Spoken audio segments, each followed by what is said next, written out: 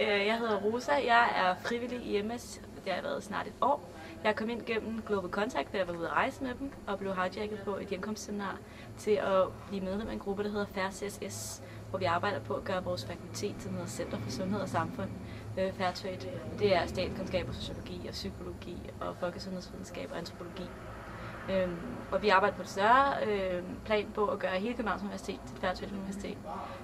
Og det er en rigtig langsom proces, for der er jo 40.000 studerende og en masse ansatte.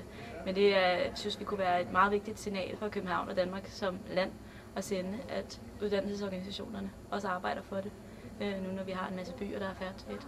Det er rigtig fedt at være frivillig i MS, fordi man får lov til at møde nogle ligesindede og folk med samme værdier, og som har lyst til at kæmpe for nogle af de samme ting, og synes, der solidaritet er vigtigt, og synes, det er vigtigt at give noget til nogen, der har mindre. Robin Hood-princippet. Og så er det bare rigtig sjovt at være en del af den store, fede, fantastiske energi, der er herinde på MS. Og af overskud, og folk, der har lyst til at hjælpe andre og hjælpe hinanden med at blive det bedste.